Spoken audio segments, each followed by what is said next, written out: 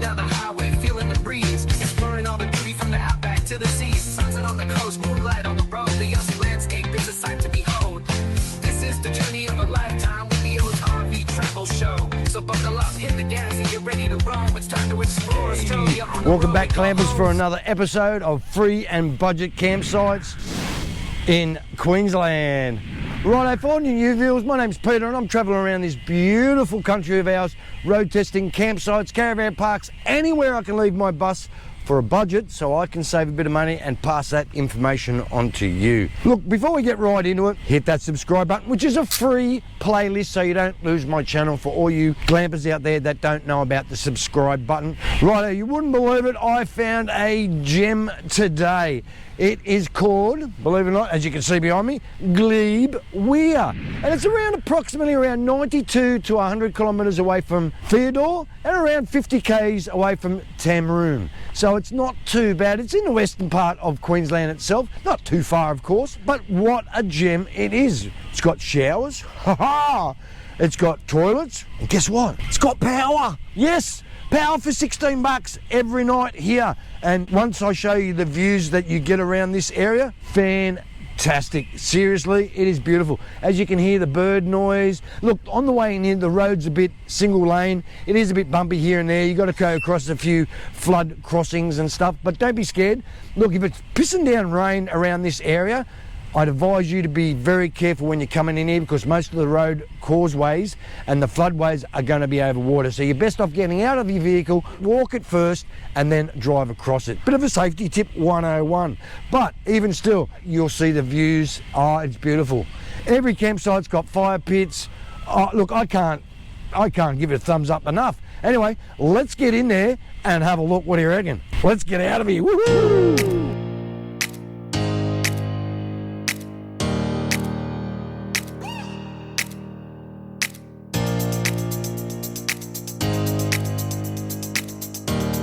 Feel like going for a swim, they do have signs everywhere around here. Now that weir is raging at the moment. Now to go a swim in there, I don't know if it's advisable to. Look, if it ever calms down, you might be able to go for a bit of a paddle, but at the moment I'd advise you, if it's running hard, don't go for a swim, because you don't know what's underneath it at the moment. Yes, the water is chocolate brown and you can't see nothing underneath it, so just be careful when you come out here and go for a swim, even if you're going to take your boat out. This, what a magnificent sight to see when this is run. It is dangerous, as you can tell. I wouldn't even go into that water at the moment. It is really raging. As you can see right over here, it is really pumping. And that's what happens when a shitload of rain comes down. That gets flogged. There is fishing as well in there. There is a gutload of different breeds, to barramundi, to eels, to crayfish, the lot. But it's not a stocked river, but there is a limit of what you can catch. So check out on the website, the fisheries website in Queensland. The link's on the screen right now. Give it a check out. And look, if I didn't miss out any links and you can't write them down, look in the description down below. They are all there. All you have to do is click on them, go straight to your site. So I've made it a lot easier for you, so when you want to have a look at it. But heaps of fish. Another bonus this place has got. It's even got a cool boat ramp, and it's well maintained. It's concrete, the whole lot goes down. Look, there's a few rules, of course, when you're around in this area. They say do not operate 100 metres away from the actual weir itself, so you've got to stay 100 metres away from it, which is fair enough, because there's probably a lot of debris that actually gets under here. Now, there is markers all along here that turns around and says you don't go past there. They're orange, so it gives you a bit of a warning not to go too close. So instead of going, oh, is that 100 metres? They've got markers for it. Now look, you have to do 6 knots around this area when you come up here because of the waves. Look, apparently you can have jet skis, boats, you can actually moor it out here. Well, I don't know about mooring it all the time, but yeah, you can moor stuff out here. Just be careful, because it can be slippery. Now, they also say with fishing, you can't fish 100 metres from that edge of that weir as well. So make sure you do that. If not, you'll get in trouble. Okie dokie, I'm really impressed with this little site here. Have a geezer at this thing behind me. It's got a hammock in it. It's got a barbecue on it. I can't see the rest of it at the moment because it's underwater, but I'm guessing it's a bit of a platform that you can actually fish off and relax underneath and camp on it, right near the river. Now that is a bonus. At the moment it's underwater, you need a submarine for it, but otherwise, how cool is this thing? I wish I came here when it was a little bit less water. I would have stayed on that for the night. Well, of course, you probably got eaten by mozzies. That's the thing too. When you come down here, make sure you bring your mosquito repellent, because if not, you'll get eaten alive.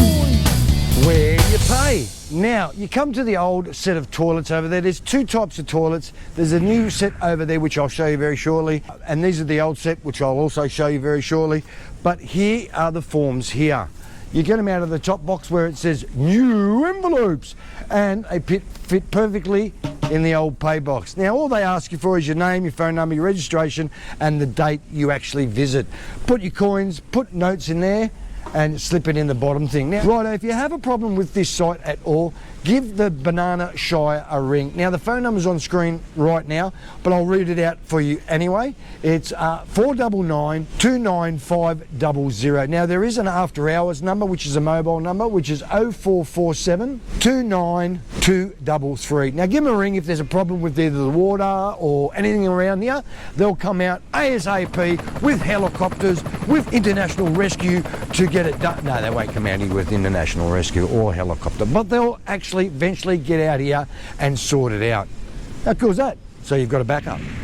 Look, if you get pretty keen for a bit of a walk, there is plenty of bushwalks around here, but I still advise walking around this area, make sure you keep a snake kit on you at all times, a stick, and prepared to run. But there is plenty of walk areas right around this creek area, so get your walking shoes on and go for a bit of a stroll. Sorry, your call cannot be completed as dialed.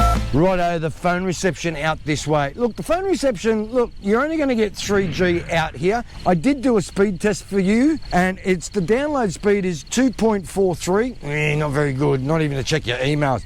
And the upload speed, believe it or not, is 0.63. It is rubbish to upload anything here, to stream or anything, but you can make phone calls down at this site. Whoa, here we go. Look, if you see our friend the Pooch here, you know this park is dog friendly. Now there is a sign over here, as you can see right behind me. All dogs must be kept on a leash. Look, if there's no one else around, let it go a little bit, but watch it when it goes near the weir. Now, also, fires. As you can see behind us, you can have fires, and there is fire pits all throughout this park, which is a bit of a bonus for everyone. Now that the wood itself, I reckon if you go around the place and have a look around, look, I'm seeing some wood over here. There's plenty of wood around here you'll be able to find to build yourself a little fire. Now, when you do leave, make sure the fire's extinguished. If not, they reckon penalties will apply and you might go to jail. Well, I don't think you'll go to jail, but that's what it says on the sign anyway. So when you go, make sure your fires are extinguished so it's all nice and safe. All throughout the park there are barbecues like this, and there's undercover picnic areas as well. Now they're not lit up at night time, so you can't cook at night time, so you've got to bring your own lights down here so you can cook during the night if you want to. Now these barbecues, of course, they're not gas, they're wood, so you've got to go find some actually wood around to actually start the fires. Now you probably have to give them a bit of a clean, of course, they're going to be rusty on top, but look, there's another way of actually cooking. This device up here, it's a silicon mat that you can actually buy from BCF, Bunnings, anywhere, even online. Cheap as, they're around $12 for a pack of 3. So use them when you come to barbecues like this, put them over it, cook on them. Bob's your uncle, you don't have to worry about cleaning the barbecue at all. Now they do also have water right next to every undercover picnic areas all around barbecues themselves, but a bit of word of warning, it is all bore water. Now it's not potable water. I advise you to run it through a pretty good filter, or if not, boil the water before you actually drink it. I'll let you know a bit later when I have a shower and whether you can have that smell from that bore water or not, but if not, be careful with the water around here. It's the toilet facilities. Look, I'm pretty impressed with these toilet facilities out here compared to the other ones. Now, the other ones, as you can see right now, they're a bit bodge, you know. They've got toilets, they've got paper towel, hand sanitizer, they've got toilet paper, and they've got a makeshift shower screen, which was I'm assuming, or guessing, should never assume, that they were the old style toilets and have built these brand new ones right here. Now these ones are like just normal standard council type showers and toilets, corrugated iron, beautiful, I love them, you know. They've got 1, 2, 3 showers, they've got a disabled shower and a disabled toilet, which is a bonus, and it's just got 2 normal toilets for us and 2 little shower cubicles. Now out of 5, these are going to get a, well, not too bad actually. I'm pretty impressed with these. Yeah, easier 4, especially with hot showers. Now they have got a few items over here as well for you to clean after you finish. Now there it is right there.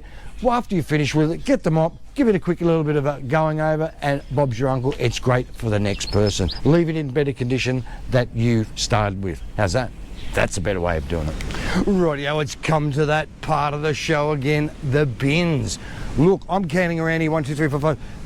I've lost count already. There are so many bins around here, and they've even got plastic bags in them, so that tells me the council does come out here and empty them. So make sure when you leave this site, leave it in better condition that you're in. We leave no trace. Hey, it's the camp area time.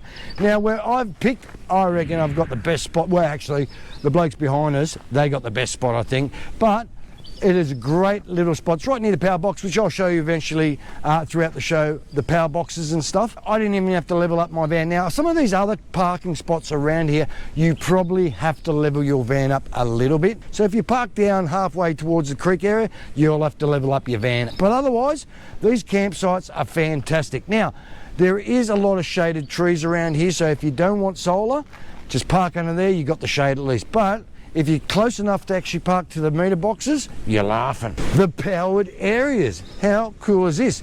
They've got these boxes strung out throughout the park. Now I have counted 4. It does say on WikiCamps there's only 4 powered sites, but each box has 5 plugs in them. So there's actually 20 powered sites here if you use up one plug only like I have. One's down near the north end. One's right behind me, one's on the way in, and one's right at the back. They're pretty hard to find. They should have painted them a different colour, but they are silver, like you see right behind me, on a post, but powered sites. How cool are they? There's 4 power posts with 5 plugs in each, so there's plenty of power to go around. For 16 bucks, what a bonus. And like I said before, you can stay up to 4 weeks at a time here. But remember to put 16 bucks in a night. Now what a campsite for $16. Hot showers, powers, you got no water. There is water throughout the park, but like I said before, it is bore water. Ugh. Be careful with that.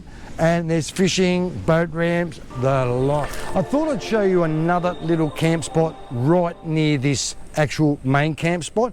If you come through a set of gates down there, it brings you to this little area down here, which is not too bad. Look, it's very, very uneven around this area, so if you've got a rooftop tent or something like that, you need a 4-wheel drive to get into this little area here. But it's got a little hidey hole here, which is great, and it's got another power box. So if you park down here, you're going to have power as well.